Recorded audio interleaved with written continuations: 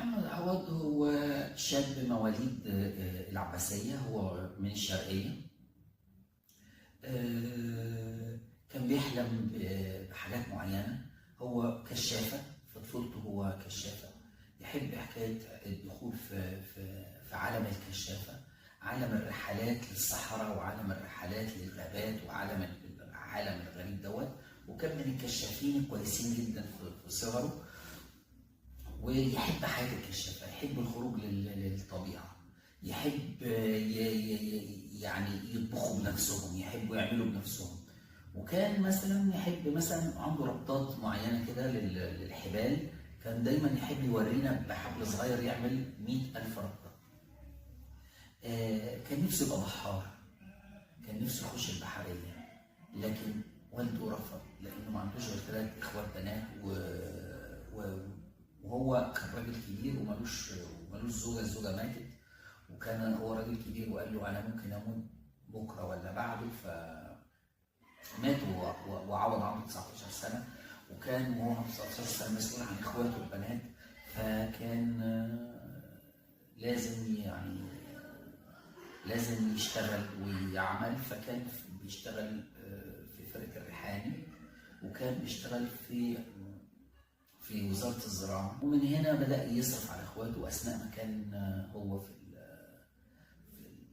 الوظيفة. وبعدين كان أثناء الجامعة كان هو طالب وعنده فرقة مسرحية جوه الجامعة، جوه آداب عين شمس. كان زميله في الجامعة الأستاذ سعيد عبد الغني، الممثل والصحفي الكبير في الأهرام. وكان مشرف على الفرقة الأستاذ أنيس منصور، وكان بيمثل معاه دايما ممثلات فرقة الريحاني، نجمات فرقة الريحاني، نجوى سالم، مريم منيب، نجمات فرقة الريحاني كلهم. وكان بيخرج المسرحيات دي الأستاذ سراج منير. وعمل مسرحيات، كل مسرحيات الريحاني في الهواية. وبعدين مريم منيب قالت طب أنا عايزاك تيجي فرقة الريحاني تقابل الأستاذ بديع خيري، ورشحت الأستاذ بديع خيري. الأستاذ بديع خيري قال له أنا عايزك أضمك للفرقة، بس فعلا إحنا ما عندناش أي أوض لأي ممثل، وكان في مشكلة إنه عوض لو انضم ملوش أوضة. فمريم منيب تبرعت له بدولابها، وكان دولابها دوت او حته من غرفتها دي كان هو ده، هي دي كانت اوضه عوض. فرقه الريحاني كرمت عوض بعد سنين من الموضوع دوت، بعد حوالي 30 سنه او 35 سنه او 40 سنه من الموضوع دوت، وعملوا مسرحيه للريحاني اسمها مين يعني ست، وفتحوا له اوضه الريحاني لاول مره. محمد عوض عمل 100 مسرحيه في الاحتراف، وعمل زيهم في الهوايه، يعني عمل 100 مسرحيه في الهوايه و100 مسرحيه في الاحتراف. وال100 مسرحيه اللي في الاحتراف كانت كلها مسرحيات عظيمه وكبيره. يعني عمل مسرحيتين مثلا للاستاذ نجيب محفوظ، مسرحيه اسمها القاهره 80، هي عن يوم مقتل الزعيم، وهي روايه للاستاذ نجيب محفوظ. ومسرحيه ثانيه اسمها صرصار فوق النيل، وهي برضه للاستاذ نجيب محفوظ، والاثنين اخراج الاستاذ سمير عصفور. عمل مسرحية اسمها المهزلة ليوسف إدريس، إخراج شكر عبد اللطيف. عمل وسماها المهزلة، كان اسمها المهزلة الأرضية، هو سماها المهزلة بس. وهي المرة الوحيدة، اتعملت 3 مرات في التاريخ المهزلة الأرضية، دي المرة الوحيدة اللي نجحت فيها. أستاذ يوسف إدريس كان بيحضر المسرحية كل يوم، وكان بيتصور مع الجمهور، وكان سعيد قوي بالحالة الجماهيرية اللي هو كان يعيشها بينه وبين الجمهور. عمل مسرحية اسمها أصل الحكاية لبكر الشرقاوي. عمل مسرحية اسمها بالفتان هاني لعلي أحمد بكاثير، إخراج الأستاذ عبد المنعم مدبولي. عمل مسرحية اسمها نمرة 2 يكسب، وهي اقتباس الأستاذ عبد المنعم مدبولي مع الأستاذ سمير خفاجة، وإخراج كمال ياسين. محدش عارف إنه كمال ياسين هذا الرجل التراجيديان الكبير عمل مسرحية كوميدية، وهي كانت أكبر إيراد في تاريخ الستينات كله. عمل مسرحية اسمها مطرب العواطف، إخراج الأستاذ عبد المنعم مدبولي، وكان الملحن الأستاذ اللي عمل الألحان فيها الأستاذ بليغ حمدي، والتوزيع كان لأندريا رايدر، وكان مع الفنانة العظيمة عايدة راتب، وكان مع الأستاذ مدبولي والأستاذ محمد رضا. عمل من الأعمال العالمية، عمل حاجة لموليير، عمل مسرحيتين لموليير أو 3. عمل مسرحية اسمها مقالب اسكابان، أو مسرحية اسمها طبيب رغم أنفي لموليير. عمل مسرحية اسمها أخلص ذوق في العالم، أخلص ذوق في العالم للجنانوي.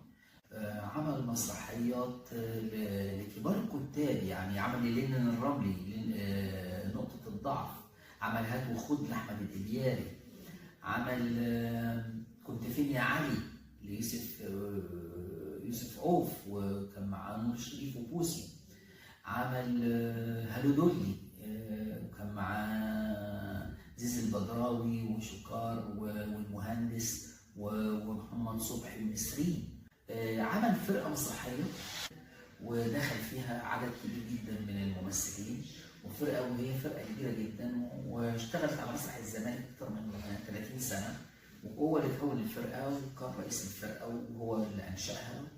والفرقة كانت كبيرة جدا، كان فيها نبيل عبيد، كان فيها شكار، كان فيها المهندس، كان فيها الأستاذ عبد المنعم المدبولي، كان فيها الأستاذ جمال إسماعيل، كان فيها الأستاذ نبيل هجرسي، كان فيها متصل بالله، كان فيها زيزي البدراوي، كان فيها خيرية أحمد، كان فيها سناء يونس، كان فيها محمد صبحي، كان فيها نسرين. فرقة كبيرة جدا، فيها سيد راضي، كان فيها زين عشماوي، كان فيها سعفان، إبراهيم سعفان. كان في عدد هائل من الممثلين الصف الأول. يعني فرقة أكبر فرقة في تاريخ المسرح العربي هي فرقة كوميديا.